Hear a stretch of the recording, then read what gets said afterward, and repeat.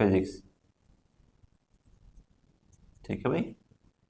Physics आपका दो तरह से देखा जाएगा। दो तरह से कैसे देखा जाएगा? एक तो थ्योरी का आता है भाई, और थ्योरी हमें तैयार करनी है जो 70 मार्क्स की आती है। ठीक है, जिसको हम एक्सटर्नल बोल सकते हैं, यानी बोर्ड बोल सकते हैं। और बाकी जो प्रैक्टिकल होता है वो आपका 30 का आता है। ये आप बोल सकते हैं इंटरनल, यानी स्कूल में होता है। ठीक।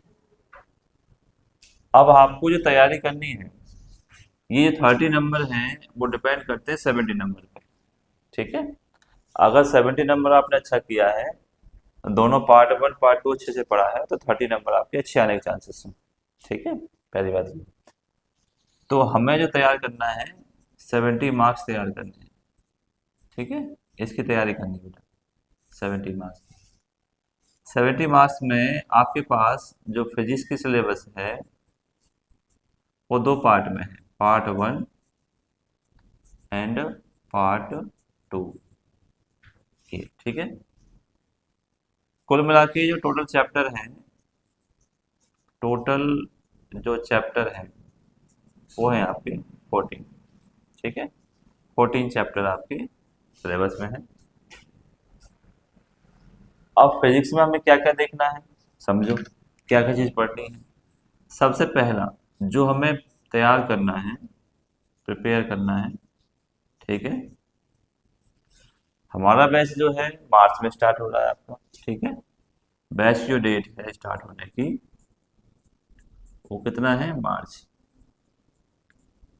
25। ठीक है, 26 का टारगेट है हमारा फोड़ का। ठीक है भाई। तो इसमें आपको ये तैयार करना है सबसे पहले कॉन्सेप्ट। कॉन्सेप्ट का मतलब होता है डेफिनेशंस वगैरह।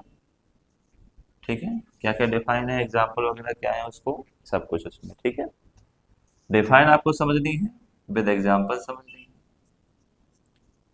विद एग्जाम्पल समझनी है। एक और बात, उसको अच्छे से एक्सप्लेनेशन और समझना है। यहाँ पे ये बात बढ़ जाएगी बेटा, है ना। जब भी आप फिजिक्स में कोई चीज पढ़ रहे हो तो उसका हमें डेफिनेशन के साथ साथ एक्सप्लेनेशन भी होना चाहिए। यही सबसे बड़ी चीज है 12th क्लास में। अब मान लो कि हमने क्या पढ़ा कि भाई इलेक्ट्रिक फील्ड के बारे में पढ़ा, फॉर एग्जाम्पल। क्योंकि आपको ये टॉपिक मैं इसलिए बोल रहा हूँ क्योंकि 10th में आपने पढ़ा है इलेक्ट्रिक फील्ड। तो अभी 10th क्लास में इलेक्ट्रिक फील्ड पढ़ा कि भाई कोई चार्ज है, मूव कर रहा है, तो मूव करने की वजह से, चलने की वजह से इलेक्ट्रिक फील्ड है, या चार्ज होता है इलेक्ट्रिक फील्ड होता है। पर इलेक्ट्रिक फील्ड को और भी कई प्रकार से फाइंड कर सकते हैं, ये इसका एक्सप्लेनेशन है। उसको प्रोड्यूस करने के तरीके, ठीक है, उसका मैग्नीट्यूड कैसे देखेंगे, इलेक्ट्रिक चार्ज है तो इलेक्ट्रिक फील्ड कैसे बनना है, ये सब। तो उसका पूरा एक्सप्लेनेशन हमें पढ़ना पड़ता है डेफिनेशन के साथ। दूसरी बड़ी चीज क्या है, दूसरा अगर डिफाइन हो गई तो उसको प्रूव करने के लिए मैप्स के एप्लीकेशन पढ़ने पड़ते हैं। एप्लीकेशंस, एप्लीकेशंस को ही अगर प्रूव करते हैं तो क्या बन जाते हैं, डेरिवेशंस बन जाते हैं। ठीक है भाई, डेरिवेशंस। डेरिवेशंस किसी भी चीज, फिजिक्स में डेरिवेशन जो होते हैं एक कॉन्सेप्ट को प्रूव करने वाले मैथमेटिकल एक्सप्रेशन होते हैं।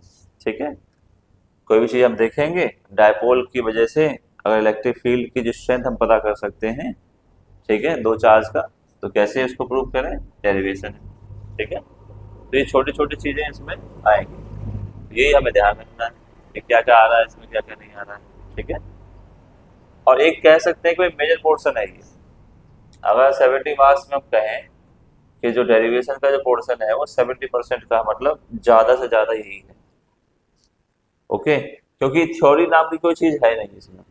फिजिक्स में आपको अपने माइंड से निकाल देना है कि थ्योरी नाम की चीज है नहीं। ठीक है, वो बस क्या है, हमें समझने के लिए कुछ लाइनें बता दी गई हैं कि ये समझ लो। ठीक है, बस डेफाइन समझ लो ये चीज क्या है, आपकी जान पहचान हो जाए उस टॉपिक से, बस उसके बाद आपको क्या करना है, उसको प्रूव करना है। और प्रूव आपको दो प्रकार से करना है। एक तो मैथमेटिकल एक्सप्रेशन देना है, डेरिवेशन मतलब सिंपल सा एक्सप्रेशन। ठीक है, मैथमेटिकल एक्सप्रेशन देना है आपको। ठीक है, अच्छा, एक्सप्रेशन आपने दे दिया, फॉर्मूला बना दिया, तो इससे कुछ तो एग्जाम्पल होंगे। तो उसी एग्जाम्पल में हमारे क्या ऐड हो जाते हैं, न्यूमेरिकल ऐड हो जाते हैं, न्यूमेरिकल्स। यही हुआ है इस बार। इस बार जो बच्चे घबराए हैं बच्चों को समस्या पैदा हुई है वो यही हुई है, बच्चों ने फिजिक्स को अच्छे से समझा नहीं, यही हमें समझना है। ये फिर मैं बच्चों को बता रहा हूँ कि समस्या जो है वो क्या है, पेपर में जो समस्या हुई है वो यही समस्या हुई है। उन्होंने ध्यान दे दिया है डेरिवेशंस पर, या फिर समझ लिया है थ्योरी को कि थ्योरी आएगी या डेरिवेशन प्रूव कर देंगे, ठीक है। पर डेरिवेशंस का जो एक्चुअली में यूज होता है वो किसमें होता है, न्यूमेरिकल में, ठीक है। यही हुआ है सबसे ज्यादा, ठीक है। इस बार जो पेपर आया है, ये वाला सेट, जितने भी सेट आए हैं उसमें डेरिवेशन के साथ साथ न्यूमेरिकल भी अटैच किया गया है, ठीक है, कुछ क्वेश्चनों में या ज्यादातर क्वेश्चनों में। तो यही हमारी बेसिक समस्या है, ठीक है बच्चों की। अगर ये समझ में आ जाता है उनको दोनों, तो पेपर बहुत अच्छा जाता है और आपका भी अच्छा जाएगा, ये हमें समझना है, ठीक है। और वैसे भी पेपर ये कहता है, आपका 25 वाला पेपर ये कहता है कि भाई इन चीजों पे आप ध्यान दीजिए, ठीक है, ये चीज आपको पकड़नी है। चौथा हमें क्या समझना है इसमें, चौथा हमें एमसीक्यू की तैयारी अच्छी करनी है, ठीक है। अब एमसीक्यू की तैयारी देखो, एक तो हम पीवाईक्यू से कर ही लेते हैं, देख लेते हैं पैटर्न क्या होता है। पर पीवाई इसमें एमसीक्यू में हमें एक चीज और पढ़नी है, एक चीज हमें क्या देखनी है, ताकि हम बहुत अच्छे से कर पाए, चैप्टर वाइज कर पाएंगे। एंड ये हम कह सकते हैं टॉपिक वाइज कर लेंगे, ताकि आपके 60 नंबर के जो एमसीक्यू आते हैं वो तक हो जाए, ठीक है। अच्छा, एमसीक्यू में क्यों बोल रहा हूँ स्पेशली, स्पेशली इसलिए बोल रहा हूँ क्योंकि एमसीक्यू, मान लो हमने हर एक चैप्टर के 40 50 60 इतने कर लिए एमसीक्यू, ठीक है। तो एमसीक्यू करने से हमारी प्रैक्टिस बनती है, जब भी बोर्ड एग्जाम में हम एमसीक्यू देखेंगे तो उसे सॉल्व करने की हमारी प्रैक्टिस बन जाती है, ठीक है। अचानक से आपने सारे कॉन्सेप्ट पढ़ लिए, सब कुछ कर लिया, तीनों चीजें, बट समस्या क्या आ रही है कि आपने अचानक से एमसीक्यू देखे सामने, प्रैक्टिस नहीं की। तो वहां पे ऐसा हो सकता है, और ऐसा टीचर लोग करते भी हैं, जब भी सेट आता है तो मैक्सिमम कम से कम 2 आंसर सही बैठते हैं उसमें, 4 ऑप्शन में से। अब ज्यादा सही कौन सा है वो हमें देखना होता है, जैसे आजकल जो है परसेंटाइल का चक्कर लग रहा है, तो परसेंटाइल जो है, ठीक है, ग्रेडिंग जो है वो ये तो दिखा रही है कि हम अगर आपको एमसीक्यू पूछ रहे हैं, 4 आपको ऑप्शन दे रहे हैं, 4 में से 3 सही हैं और 3 में से 2 बिल्कुल सही हैं, और दोनों में से कौन सा सबसे ज्यादा सही है ये भी बताना है आपको, ठीक है। तो ये चक्कर लग रहा है, इसीलिए अपने बैच में हम क्या करेंगे, एमसीक्यू प्रैक्टिस खूब कर लेंगे, ताकि आपको आंसर देने का आइडिया, ठीक है, क्या सही कैसे गलत एलिमिनेट करने का आइडिया, कि भाई ये एलिमिनेट करना है हमें, ये सही नहीं हो सकता है, तो एलिमिनेट वाली जो प्रोसेस होती है वो भी हम सीख लेंगे, ठीक है। तो ये यहाँ पे पोर्शन आपका, ये 60 नंबर के लिए हम तैयार करेंगे, ठीक है, और हर एक चैप्टर में तैयार करेंगे, सारी चीज आपको मिलेगी इसकी कोचिंग में, ठीक है। एमसीक्यू प्रैक्टिस जो है टॉपिक वाइज बढ़ते जाएंगे और चैप्टर वाइज बढ़ते जाएंगे, ठीक है। इसी में आपके पीवाईक्यू इंक्लूड होते चले जाएंगे धीरे धीरे करके, ऐसे होगा, ठीक है। 5वीं चीज यहाँ पे जो आ रही है वो आ रही है, आपको ध्यान देना है, जब आपने चैप्टर कर लिया, ठीक है, तो आ रही है आपकी एनसीईआरटी। एनसीईआरटी के हमें एग्जाम्पल करने हैं, प्लस एक्सरसाइज तो कर ही लेनी है, हालांकि आसान होती है पर एक बार कर लेनी है, ठीक है। ज्यादातर जो इम्पोर्टेंसी होती है वो किसकी होती है, एनसीईआरटी एग्जाम्पल की होती है, ठीक है। एग्जाम्पल जो होते हैं बहुत अच्छे हैं एनसीईआरटी के, हर एक चैप्टर के। तो एग्जाम्पल हम लोग क्लास में करके चलेंगे, एनसीईआरटी के पूरे एग्जाम्पल करके चलेंगे, पूरी एक्सरसाइज करके चलेंगे, ठीक है, न्यूमेरिकल से संबंधित, या कोई क्वेश्चन उसमें पुट आउट हो रहा है तो वो करके चलेंगे, ये है आपकी 5वीं बात, ठीक है, ओके। अगर हमारी प्लानिंग अच्छी होगी बेटा तो रिजल्ट भी अच्छा होगा, ठीक है। तो प्लानिंग से काम करने में ज़्यादा फायदा है, ठीक है। एनसीईआरटी आ गई, पूरा चैप्टर हो गया, ठीक है। उसके बाद हमें फिर पढ़ना है केस स्टडी बेस्ड क्वेश्चन, ठीक है, ये चीज हमें पढ़नी है, ओके। ये भी साथ साथ करके चलेंगे, क्लास में आपको केस स्टडी समझाएंगे, ठीक है। केस स्टडी क्या होती है, किस तरह से आपको आंसर देना है, क्या समझना है उसको पढ़ के, कितना आंसर आपको देना है, कितना नहीं लिखना है, इस पर हम बात करेंगे। केस स्टडी जो होगी चैप्टर वाइज आपको मैं बता दूंगा, ठीक है, चैप्टर वाइज जो है, और चैप्टर वाइज ही आती है।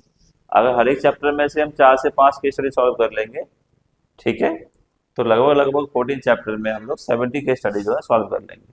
ठीक है, 70 केस स्टडी सॉल्व कर ली तो आपको केस स्टडी सॉल्व करने का तरीका बेस्ट मिल जाएगा, क्योंकि प्रैक्टिस ही हमारा बेसिक पिलर है फेस के पेपर में। ठीक है बेटे, तो ये चीज़ आपको कर लेनी है अच्छे से, और क्लास में हम लोग कर लेंगे केस स्टडी। ठीक है, अब आप ये सोचो कि हमने एक चैप्टर पढ़ा फिजिक्स का, और जब फिजिक्स का एक चैप्टर पढ़ा तो इसमें हमें क्या क्या चीज़ें समस्या हो सकती हैं। सबसे पहले हमें उस चैप्टर का नाम जानना होता है, तो नाम के अकॉर्डिंग हम उसमें देखेंगे हमारे पास टॉपिक्स कितने होते हैं। ठीक है, और टॉपिक्स में सबसे ज़्यादा आप क्या देखेंगे भाई, डेफिनेशन से देखेंगे। ठीक है, और अगर डेफिनेशन हमने समझ में आ गई, उसके एग्जाम्पल समझ में आ गए, या उसको पूरा हमने एक्सप्लेनेशन पढ़ लिया कि क्या चीज़ है ये, ओके, उसके बाद हमने उसको उसके एप्लीकेशंस को देख लिया, एप्लीकेशंस को हमने मैथमेटिकल प्रूव कर लिया, डेरिवेशन सॉल्व कर लिए, उन्हीं डेरिवेशंस को, ठीक है, प्रूव करने के लिए उनका यूज कहाँ है, ठीक है, उसके लिए हमने न्यूमेरिकल लगा लिए। जितने भी टाइप के हो सकते हैं एक टॉपिक पर, 10 टाइप के, 15 टाइप के, 20 टाइप के, जितने भी टाइप के हो सकते हैं, संभावना है। ठीक है, वो सभी हमने न्यूमेरिकल लगा लिए, तो मोटा मोटा पूरा चैप्टर क्लीन हो गया।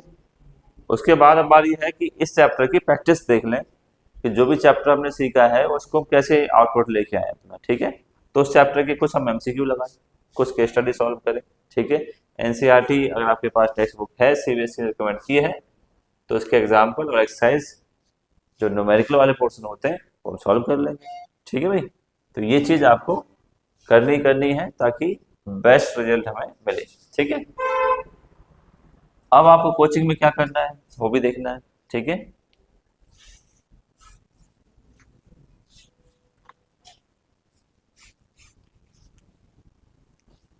अब अलग से क्या करना है आपको और देखिए, समझिएगा ध्यान से।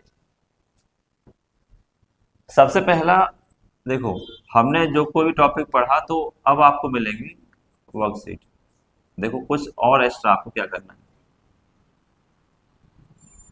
ठीक है, एक्स्ट्रा प्रिपरेशन, जिसको हम कहेंगे एकदम मजबूत जो हथियार है वो यही है। ठीक है, वर्कशीट में कई प्रकार से हो सकता है, जैसे एक तो होगी आपकी डेली प्रैक्टिस क्वेश्चन होगी, जो भी आपको टॉपिक समझाया जाएगा ये डेली बेसिस पर है। ठीक है, डेली बेसिस पर है, यानी जो भी आपको आज समझाया जा रहा है उसको आपको पढ़ना है, तैयार करना है, फिर उस पर क्वेश्चन लगाने हैं। ठीक है, यही सबसे बड़ी चीज़ होती है कि आज हमने जो कुछ भी पढ़ा उसको एक बार रिवाइज कर लें, और उससे कुछ क्वेश्चन 10 15 20 जो भी होते हैं वो लगा लीजिए। ठीक है, और उसमें सब प्रकार के आएंगे, एमसीक्यू हैं तो एमसीक्यू आएंगे, अगर शॉर्ट क्वेश्चन बन रहे हैं तो शॉर्ट क्वेश्चन दिए जाएंगे, अगर लॉन्ग क्वेश्चन बन रहे हैं तो लॉन्ग क्वेश्चन उस पर दिया जाएगा। ठीक है, छोटा सा एक पेपर मान लीजिए उसको। ठीक है, ऐसा नहीं कि सारे एमसीक्यू भर देंगे, ऐसा बिल्कुल नहीं होगा। ठीक है, सभी प्रकार के क्वेश्चन उसमें आएंगे। ठीक है, ये डेली मिल रहे हैं, चैप्टर वाइज टॉपिक वाइज मिलते चले जाएंगे। ठीक है, एक मिलेगी आपको फुल, फुल का मतलब समझ रहे हो, जिसमें एमसीक्यू होंगे, एसएसन रीजन होंगी, ठीक है, केस स्टडी होगी, ठीक, कुछ क्वेश्चन होंगे, शॉर्ट क्वेश्चन होंगे या फिर लॉन्ग क्वेश्चन होंगे, ऐसा कुछ। ठीक है, ये कम से कम आपके पास 10 पेजेस में होगी, 10 से 12 पेजेस में होगी, और ज़्यादा हो सकती है, मैं तो एक आइडिया बता के चल रहा हूँ। ठीक है, पूरे चैप्टर की होगी, ये आपने डेली बेसिस पे कर ली, पूरा चैप्टर फिर तैयार हो गया आपका। उसके बाद आपको अपने घर पे कुछ तो चाहिए और पढ़ने के लिए, तो वो ये है। ठीक है, इससे तैयारी होगी हमारी ज़बरदस्त। ठीक है बेटा, ये हमारे बेसिस में चलेगा, और यही हमें करना है, यही आपको करना है तैयारी। ठीक है, अच्छा, अब इस सब का फायदा क्या होगा, इन सब का फायदा ये है, अच्छा इतनी तैयारी तो कर ली है ना, तो शॉर्ट क्वेश्चन लॉन्ग क्वेश्चन बेटा, है ना, शॉर्ट क्वेश्चन लॉन्ग क्वेश्चन। ठीक है, अब इसका फायदा क्या होगा ये तो समझो, फायदा ये होगा इसमें, अब आपको मेजरमेंट भी तो करना है अपने आप को, जब मेजर करोगे कैसे करोगे। ठीक है, तो फायदा होगा इसमें, पूरा पढ़ लिया, अच्छे तैयार हो गया, आप तैयार हो, तो अब आएंगे आपके टेस्ट। टेस्ट सिर्फ हम 2 लेंगे। ठीक है, अब 2 कैसे लेंगे, एक तो आपका होगा ठीक है, थ्योरी एंड डेरिवेशंस का स्ट्रेस ना मिले बच्चों को, ठीक है, ताकि इसको अलग कर दिया गया है, ठीक है। और दूसरा ओनली न्यूमेरिकल का, ओनली न्यूमेरिकल्स का, ठीक है, बात समझ रहे हो। इससे ये फायदा हो जाता है कि बच्चों को स्ट्रेस नहीं रहा, ठीक है। थ्योरी डेरिवेशंस में जब आप लेंगे तो इसमें एक चीज हम लोग ऐड कर देते हैं कि इसमें जैसे पैटर्न तो वही रहेगा, एमसीक्यू का, शॉर्ट क्वेश्चंस का, लॉन्ग क्वेश्चन का पैटर्न वही रहता है इसमें, ठीक है। इसमें कुछ जो है हम पीवाईक्यू डाल देते हैं चैप्टर के, जो लास्ट में आए हैं। कुछ जो है ये मान लो कि जब आप टेस्ट ले रहे हैं तो रिवीजन कम टेस्ट हो जाता है, ठीक है। तो इसमें आपकी बेस्ट तैयारी हो जाती है कि आपने चैप्टर पढ़ लिया, जो भी चैप्टर आपने पढ़ा, फर्स्ट सेकंड थर्ड जो भी आपने पढ़ा, उसके बाद आपकी टेस्ट हो गई, ठीक है। सिंगल अटेम्प्ट में जो टेस्ट हो जाते हैं वो हो जाता है आपका formula test, formula test plus, ठीक है। ये चीज आप आपको और अच्छा बनाएगी, यानी आपने चैप्टर तैयार कर लिया, और जब चैप्टर पूरा तैयार कर लिया तो ये जो है इसी के साथ ऐड होके आ जाएगा, ठीक है। न्यूमेरिकल तो है ही है, और न्यूमेरिकल करने के लिए हमें सबसे किसकी जरूरत पड़ती है, फॉर्मूले की। और अगर फॉर्मूला ही आपको टेस्ट में रख दिया जाए कि भाई सबसे पहले आपको न्यूमेरिकल बाद में सॉल्व करिए, टेस्ट ये वाला पहले फॉर्मूला टेस्ट करिए, तो पहले फॉर्मूला वाला देना अच्छे से। आपको पहले ही क्लास में तैयार करा देंगे कि भाई ये फॉर्मूले हैं इस चैप्टर के, ठीक है। और 20 25 30 जितने भी फॉर्मूले होंगे वो पहले से बता दिए जाएंगे, और जब बता दिए जाएंगे तो समस्या आएगी नहीं। आपको सारे तैयार करने हैं, विद इन नेम तैयार करना है, सब कुछ तैयार करना है आपको, ठीक है। ये चीज़ आपको रहेगी। फिर लास्ट में ये जो है जब आपके रिवीजन टाइम होगा, रिवीजन टाइम में फिर कंबाइंड टेस्ट हो जाएंगे। कंबाइंड टेस्ट का मतलब समझ में आता होगा आपको, ये सब कुछ एक ही में जाएगा, ठीक है, ओके। चलो अब बढ़ते हैं एक और चीज की तरफ जो आपको मेजर ध्यान देना है, ठीक है। सबसे बड़ी बात है किसकी बेटा, टाइम मैनेजमेंट की, जो आपको खुद तय करना है। आपको अपना टाइम मैनेजमेंट भी देखना है, ठीक है। कोचिंग का चलता रहेगा, कोचिंग तो द एंड तक चलती रहेगी जब तक है क्लास, ठीक है। टाइम टाइम मैनेजमेंट कैसे करना है, पहला जो बैच का ड्यूरेशन है आपका, ठीक है, मार्च से लेकर जुलाई तक, ठीक है भाई। पहला मार्च में आपकी क्लास लग रही है, और जुलाई तक ड्यूरेशन में आपका एक बार सिलेबस हो जाएगा, ठीक है। जितना हम लेके चल रहे हैं टारगेट पूरा कंप्लीट हो जाएगा, ठीक है।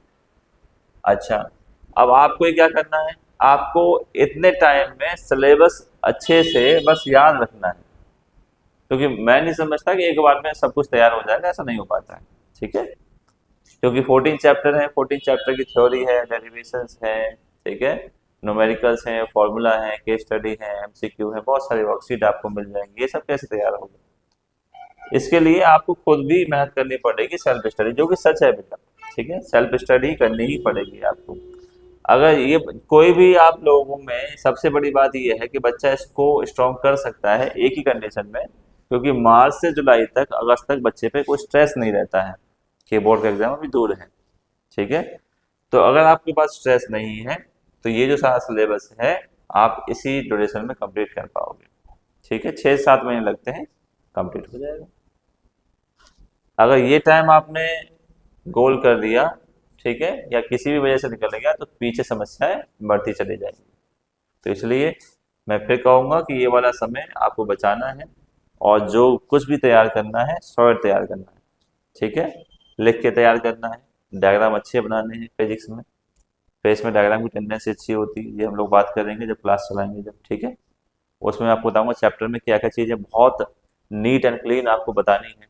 और फिजिक्स मतलब साइंस है, और साइंस का मतलब क्या होता है, साइंस का मतलब ये होता है कि अगर आप जो कुछ भी बताना चाह रहे हो एकदम क्लीन क्लीन वर्ड में बता दो, ये नहीं कि धुआं नहीं फैलना है उसमें, ठीक है, कि ये धुआंधार लिख दिया, हिंदी लैंग्वेज में जैसे लिख देते हैं, इंग्लिश लैंग्वेज लिख देते हैं, ऐसा कुछ भी नहीं होता। जो जो बातें उसको जाननी है तो वही आपको बातें उसमें लिखनी है, उससे ऊपर नहीं लिखनी है, ठीक है। तो अगर डायग्राम की टेंडेंसी आपकी सही नहीं है तो आपको सही करनी है, क्योंकि डायग्राम बहुत इंपॉर्टेंट होता है फिजिक्स में।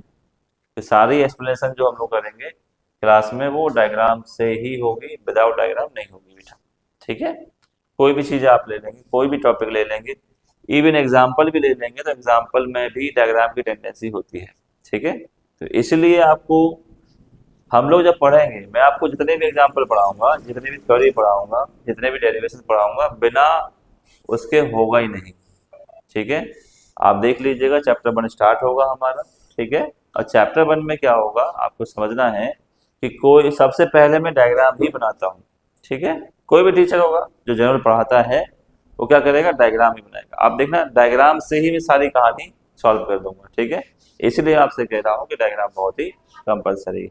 ठीक है, तो पहला समझ में आ गया पॉइंट, किस पे आपको क्या करना है। यहाँ जो कुछ भी मिलेगा कोचिंग में सबको आपको फटाफट रेडी कर लेना है।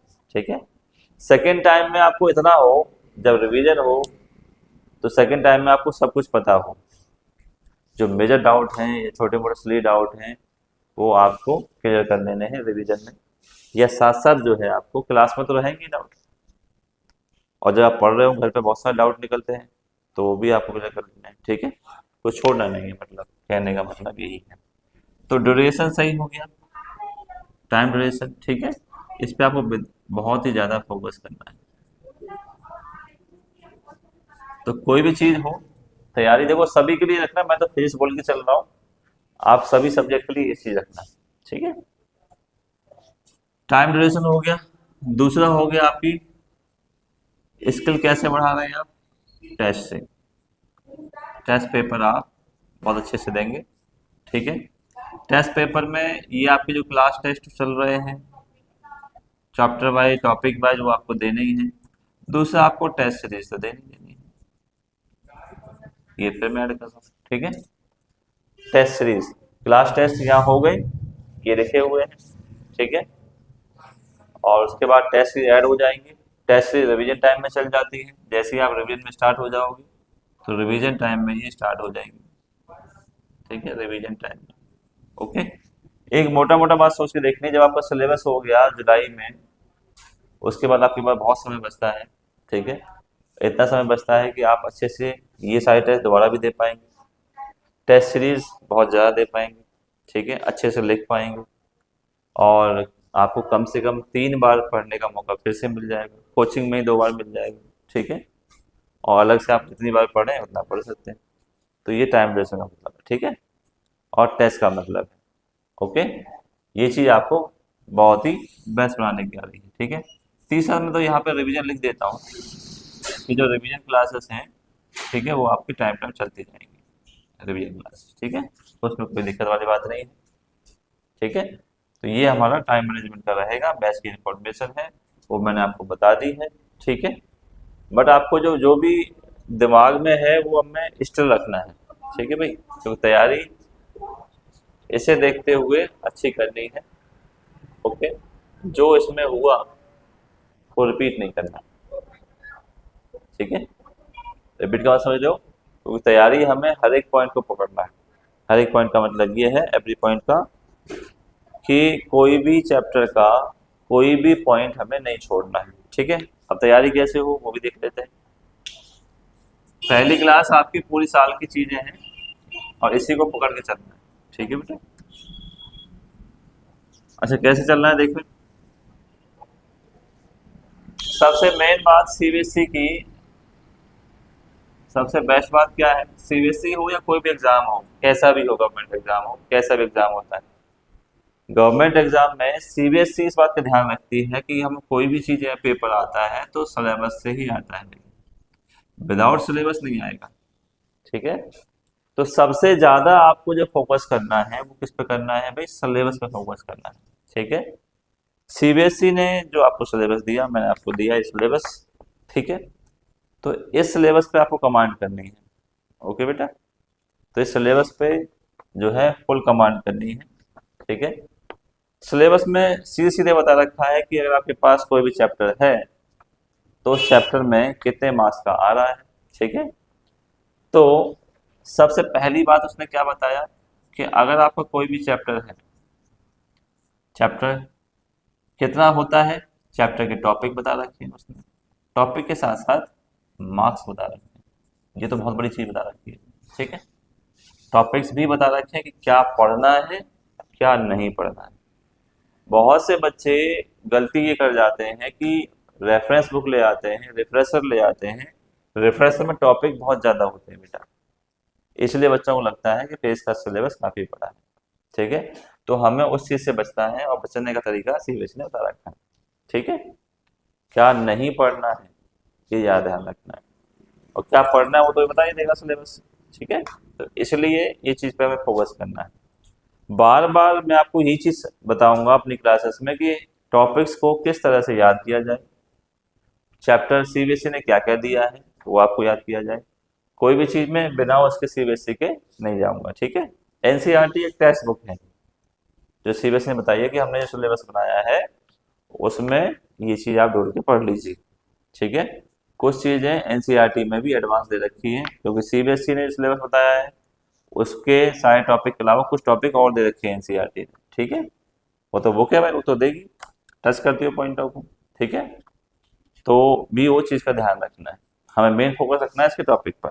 ठीक है, एक तो हम लोग याद करेंगे टॉपिक्स सीबीएसई के जो हमने पढ़ाए हैं आपको और पढ़ाएंगे आगे, और कुछ जो है एनसीईआरटी की जो गहराई में छुपे हुए पॉइंट होते हैं, ठीक है, वो भी हम देख लेंगे। ठीक है बेटा, एनसीईआरटी को छोड़ेंगे नहीं।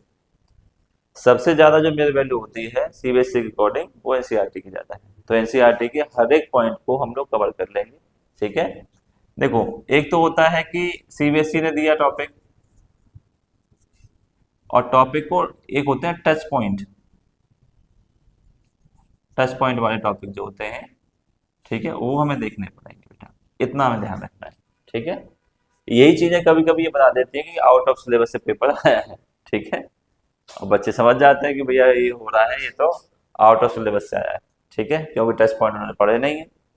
सीबीएसई कहती है कि अगर भाई मान लो कि आप एक एग्जाम्पल दे रहे हैं, इसमें कॉमन सेंस वाली बात भी तो होनी चाहिए। आप 12th क्लास के पेपर में तैयारी कर रहे हो, आप किसी रास्ते पे जा रहे हो, ये आपका कोई रास्ता है, आपका दोस्त का घर ये है, ठीक है, आप इस रास्ते पे चल के आ रहे हो।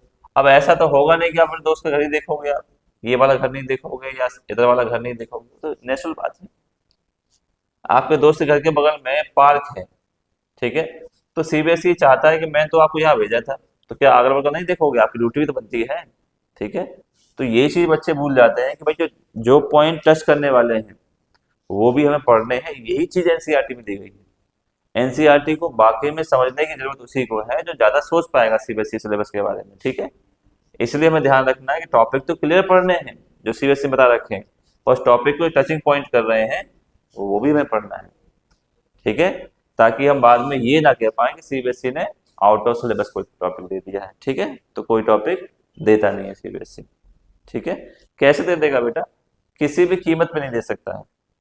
अगर ऐसा होगा तो सुप्रीम कोर्ट जो बैठा है, जुडिशरी जो बैठी है, उस पर रोक लगा देगी, भाई तुमने सिलेबस ये दिया और इस सिलेबस से जो है टॉपिक बाहर दे दिए।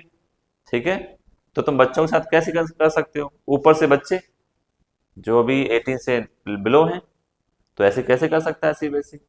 और सीबीएसई में जितने भी लोग बैठे हुए हैं वो भी ये बात समझते हैं, और किसी बच्चे दुश्मनी नहीं है, किसी बच्चे का कुछ बुरा नहीं करेंगे, वो चाहते हैं कि बच्चे बहुत ही क्वालिफाइड तरीके से बन के आए, वो कुछ सिखाना चाहते हैं बच्चों को। तो ये बात मन से निकाल दीजिए कि बच्चों के साथ दुश्मनी है, बच्चों को आउट ऑफ सिलेबस दे देंगे, ऐसा कुछ नहीं होता। बट हमें अपनी कमी पे काम करना चाहिए। ठीक है, तो ये मैंने जो रास्ते बताए हैं वही कमी पे फोकस करें, वो समझें। ठीक है, सीबीएसई या किसी भी संस्था को ब्लेम करना अच्छी बात नहीं। ठीक है, ओके, गलतियां हैं। सीबीएसई का जो पेपर आया है, 25 का पेपर आया है, 24 का पेपर आया है, ठीक है, तो सारे पेपर एनसीईआरटी से डिक्टो मैच करते हैं। ठीक है, एनसीईआरटी से एक भी टॉपिक बाहर नहीं है। ठीक है, कोई अगर चाहता है ऐसा तो मैं उसको सारे टॉपिक मैच करके दिखा दूंगा, सारे सारे टॉपिक जितने भी सीबीएसई के 3 सेट हैं, 4 सेट हैं, जितने भी रीजन में उसने पेपर बनाए हैं, सभी एनसीईआरटी बुक से मैच करते हैं। एक भी ऐसा नहीं है जो एनसीईआरटी से मैच ना करता हो। न्यूमेरिकल में क्या होता है, न्यूमेरिकल में डिजिट ऊपर नीचे चेंज करनी पड़ती है, वो तो उनका अधिकार है। ठीक है, कोई फॉर्मूला है a प्लस बी का होल स्क्वायर है, तो उसमें बहुत सारे क्वेश्चन हो जाते हैं, तो ये टेंडेंसी चलती रहती है। अब सीधे सीधे अगर आपसे क्वेश्चन पूछेगा यही एनसीईआरटी का एग्जाम्पल बता दो, तो ये तो भाई फेयर नहीं होगा ना बच्चों के साथ। ठीक है, एक बच्चे का IQ ज़्यादा है, एक का कम है, तो सिमिलर क्वेश्चन देंगे, डेट चेंज करके, तब समझ में आएगा, तब बच्चों के साथ फेयर काम होगा। ये सीबीएसई करती है। ठीक है, तो इसी पे हमें ज़्यादा ध्यान देना है। ठीक है भाई, सिलेबस की बात करते हैं, चलिए।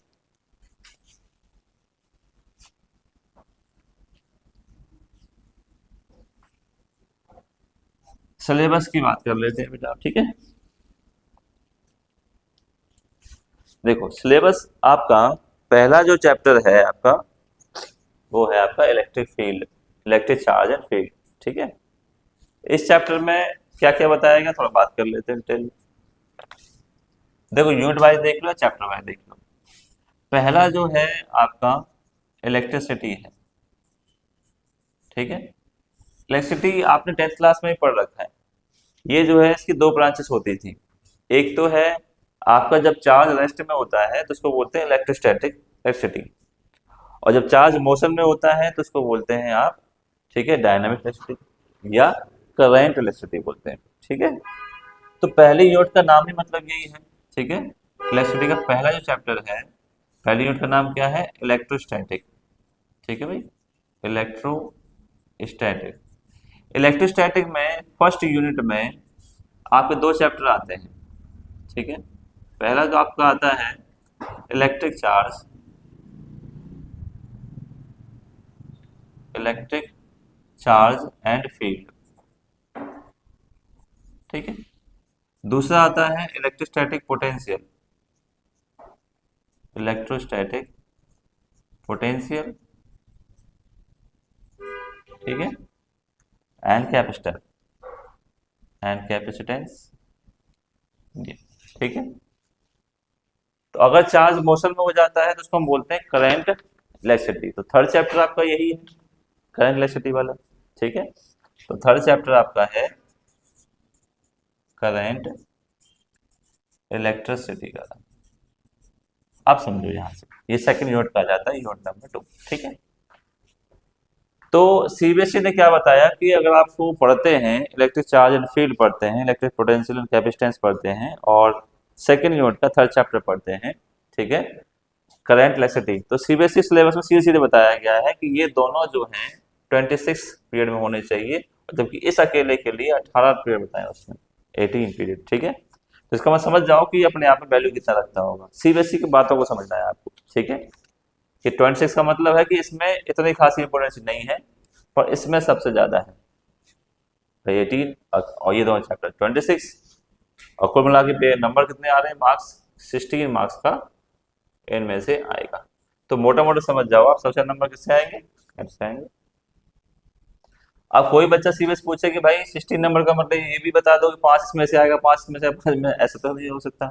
ठीक है, हो सकता है 16 का इसमें से आ जाए, क्योंकि उसने तीनों मिला के दिए हैं ना। अब बच्चे को यही समझ में नहीं आ रहा है कि स्टूडेंटों को, भाई क्या समस्या हो रही है। ठीक है, तो उसकी बात को इसलिए मैं कह रहा हूँ कि ये वाला सिलेबस जो है हमें बहुत अच्छे से पढ़ना है। ठीक है, इतना अच्छे से पढ़ना है कि इसकी बारीकियों को समझ जाना है। जैसे कहा जाता है कि हम, मैं आपको बस इशारा कर रहा हूँ, इशारे में बात समझ जाओ। ठीक है, समझदार को इशारा काफी होता है, तो समझदार मतलब आप हो, आपको बनना है, और सीबीएसई ने इशारा किया है इस सिलेबस की ओर। सिलेबस जो पढ़ लेंगे वो समझ जाएंगे। ठीक है, तो ये चीज आपको बार बार पढ़नी है। ठीक है, आगे हम बात करें। ठीक है, बाकी ये चैप्टर हैं आपके, मूविंग चार्ज एंड मैग्नेटिज्म है, मैग्नेटिज्म एंड मैटर है। ठीक है, ये आपके, और उसके बाद चैप्टर नंबर 6 और 7 है। 6 आपका EMI है, 7 आपका करंट है। इन सबको मिला के 17 नंबर का आ रहा है। ठीक है, यानी अगले 4 चैप्टर हम समझें, moving charge and magnetism, magnetism and matter, electromagnetic induction and alternating current, ये कितने नंबर के आ रहे हैं, 17 नंबर के आ रहे हैं बेटा। ठीक है, तो इसका मतलब अब देखो, बच्चों को पढ़ना ज्यादा पड़ गया आप लोगों को। ठीक है, 4 चैप्टर में 17, यहाँ पर 3 चैप्टर में से 16। ठीक है, तो इसका मैं समझ रहा हूँ कि ये इंपॉर्टेंट है ज्यादा। ठीक है, बाकी के 4 चैप्टर से इसमें भी हम बात करें तो ऑल्टरनेटिंग करंट को थोड़ा सा हमें ज़्यादा पढ़ना है, क्योंकि ये मॉडर्न फेज का पार्ट है, आजकल इसी पे काम ज़्यादा चल रहा है। ठीक है, तो इसको ज़्यादा पढ़ना है। अच्छा, अब आगे आते हैं। इलेक्ट्रोमैग्नेटिक वेव है, रे ऑप्टिक्स है, बे ऑप्टिक्स है। ऑप्टिक्स को दो टाइप में डिवाइड किया गया है, रे ऑप्टिक्स में और बे ऑप्टिक्स में। ठीक है, क्योंकि लाइट की दो थ्योरी होती है, पार्टिकल थ्योरी और वेव थ्योरी है बेटा, इसके अकॉर्डिंग ऐसा किया गया है। इन तीनों चैप्टरों को 18 नंबर का डिवाइड किया गया है। यानी अपने आप में अगर मैं इलेक्ट्रोमैग्नेटिक वेव को हटा दूं तो मेरे पास मिलती है ऑप्टिक्स। ऑप्टिक्स है रे और वेव। तो मोटा मोटा समझिए कि सबसे ज्यादा नंबर किस में से खींचेंगे, ऑप्टिक्स में से। तो ऑप्टिक्स हमें ज़्यादा अच्छे से पढ़नी है, ये पार्ट 2 का चैप्टर्स हैं, पार्ट 2 के। ठीक है, तो ये हमें ध्यान रखना है। अब बात आती है आपकी मॉडर्न फिजिक्स की, जिसको मॉडर्न फिजिक्स बोलते हैं। ठीक है, डोल nature of radiation, atom and nuclei. ठीक है, छोटे छोटे चैप्टर हैं, 12 नंबर के हैं, तो आप इससे समझ रहे होंगे कि इसकी टेंडेंसी बहुत कम है। ठीक है, पर मॉडर्न फिजिक्स क्या पूछती है? मॉडर्न फिजिक्स इसलिए नाम दिया गया क्योंकि आजकल जो यूज हो रहा है इसी का हो रहा है, इससे बहुत सारे एप्लीकेशन, इससे बहुत सारा यूज हो रहा है इसका। ठीक है, इसलिए हमें यहाँ पे इसकी जरूरत क्यों पड़ी। और आपको सीबीएसई क्या बताने की कोशिश कर रहा है, सीबीएसई इसमें ये बताने की कोशिश कर रहा है कि इसी का मॉडल मतलब आज की डेट में ही चल रहा है। तो इसमें से सबसे क्या पूछेगा, एग्जाम्पल, न्यूमेरिकल प्रूफ पूछेगा आपसे। ठीक है, और यही होता है सीबीएसई के, हम लोग उठा के देखेंगे पेपर तो सबसे ज्यादा एटम न्यूक्लियाइड डोल नेचर में से उसने क्या पूछे गए हैं, न्यूमेरिकल्स, डेरिवेशन, थ्योरी नहीं पूछी गई है। ठीक है, क्योंकि मॉडर्न फेस में इसका यूज पूछा जा रहा है। ठीक है भाई, लास्ट में हम पढ़ते हैं एक चैप्टर मॉडर्न फेस का, सेमीकंडक्टर, इलेक्ट्रॉनिक डिवाइस। ठीक है, सिंपल सर्किट बनाना, ये सब बनाना। तो ये इसने एक ही चैप्टर 7 नंबर का दिया है। तो इससे भी आपने देखो सीबीएसई ने बहुत सिंपल सी बात समझा दी इसमें आपको कि भाई अब एक चैप्टर में 7 नंबर का दे रहा हूँ जो मैंने अभी तक नहीं दिया किसी में, तो कोई ना कोई बड़ी बात होगी। तो मेजर पोर्शन सीबीएसई समझाना चाह रहा है कि आपको बहुत अच्छे से चैप्टर पढ़ना है सेमीकंडक्टर वाला, ताकि आपके 7 नंबर जो हैं कंप्लीट हो जाए। ठीक है भाई, ये है सीबीएसई द्वारा बताया गया सिलेबस की कुछ बातें जो आपको बहुत अच्छे से अपने दिमाग में फिट कर लेनी है। ठीक है, और जब भी आप नोट्स बनाएं तो नोट्स में ये ऐड कर लेंगे आप सिलेबस, पहले ही में पेज में लगा लीजिएगा ताकि इसको खोना नहीं है अलग से, उसमें पेस्ट कर लेना। उसमें पेस्ट करके रखोगे तो समस्याएं नहीं आएंगी। बार बार इसी को देखना है, जैसे मैंने आपको कुछ बातें अभी बताई। ठीक है, सिलेबस से संबंधित आपको क्या क्या चीज़ ध्यान रखनी है, और ये चीज़ हमेशा ध्यान रखनी है। ठीक है, जब भी आप नोट्स खोलोगे, नोट्स से पहले क्या दिखेगा आपको, सिलेबस। और सिलेबस दिखेगा तो ये बातें माइंड में आएंगी, सीबीएसई ने ये चीज़ बताई है तो क्यों बताई है। ठीक है, ये चीज़ हमारे माइंड में आएंगी, और ये चीज़ होनी भी चाहिए माइंड में हमारे में।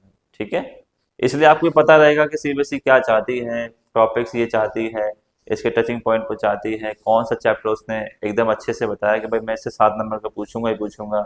और ये आता ही है सेमीकंडक्टर, 7 नंबर का आता ही है, इससे कम, इससे ज़्यादा तो नहीं हो पाएगा पर कम आता ही है 7 नंबर का। ठीक है, ये फिक्स है कि भाई पीएन जंक्शन आता ही आता है, पीएन जंक्शन से क्वेश्चन पूछे जाते हैं। ठीक है, ट्रांजिस्टर से क्वेश्चन पूछे जाते हैं। ठीक है, और इसमें रेक्टिफायर है, बहुत पूछा जाता है। इसमें रेक्टिफायर जो है, full wave, half wave rectifier है, पीएन डायोड कैसे बनता है। ठीक है, ये बहुत पूछा जाता है। कॉमन बेस एमीटर पूरा पूछा जाता है इसमें, पीएन जंक्शन कैसे बनाया गया, P type semiconductor, N type semiconductor, ये बहुत बड़ा है। मतलब मॉडर्न फिजिक्स ही पता है। फॉर एग्जाम्पल हमने देखा कि पहले जो देखें लाइट कैसी आती थी, आज की जो इलेक्ट्रॉनिक डिवाइस है वो कैसी आ रही है। आज की इलेक्ट्रॉनिक डिवाइस जो है किस पे आ रही हैं, बहुत ही लो कंज्यूमिंग पावर पे आ रही हैं। ठीक है, पहले आप देखते थे कि कोई भी जो नॉर्मल टीवी होती है, टेलीविजन होता है, वो 200 से 250 वोल्ट पे चलता था। उसके बाद एलसीडी आए तो वो कम वोल्टेज हो गया। उसके बाद आज हम बात कर रहे हैं कि आज हमारे पास जो टीवी है, टेलीविजन है, स्मार्ट टीवी, वो कौन सी है, 20 वाट की मात्रा आती है, 20 वाट। और 20 वाट का मतलब क्या है, वो एक ऐसी डिवाइस है जो सेमीकंडक्टर से मिलकर बनी है, जिसमें लो कंज्यूमिंग पावर है। ठीक है, इस इतना डिस्कवर किया गया। तो आप समझो कि सीबीएसई मॉडर्न फेस पे क्यों ध्यान दे रही है। ठीक है, इसमें से प्रूफ भी पूछेगी ज़्यादातर, कोई भी जो आपका मेथड है वो पूछेगी आपसे सीबीएसई। तो ये डिमांड है सीबीएसई की कि आपको अगर मैं फिजिक्स में सिलेबस बताया है तो उसको किसी भी बच्चे को उसकी समझ कितनी है। ठीक है बेटे, इस चीज़ को हमें ध्यान रखना है और आपको भी ध्यान रखना है। बहरहाल बात हमें ध्यान ये रखनी है कि सबसे ज़्यादा हमें फोकस करना है डेरिवेशंस और उसके यूज वाले न्यूमेरिकल पर, क्योंकि अब हमें ये देखो ट्रेंड क्या है कि बच्चे थ्योरी डेरिवेशन कर लेते हैं पर न्यूमेरिकल रह जाते हैं, पर अब आपको ये चीज ध्यान रखनी है कि डेरिवेशंस के साथ साथ उसके एप्लीकेशंस के न्यूमेरिकल हमें बहुत अच्छे से करने हैं, क्योंकि सीबीएसई कह रहा है कि भाई आप डेरिवेशन करिए पर उसका हमें यूज बता दीजिए न्यूमेरिकल में, कि आप इसको कैसे प्रूव कर सकते हैं अगर आपके पास ऐसी समस्या आती है तो। ठीक है, ये चीज आपको ध्यान रखना है। एक और बात, सीबीएसई में एक और डाटा पूछा जाता है जिसको हम बोलते हैं ग्राफ।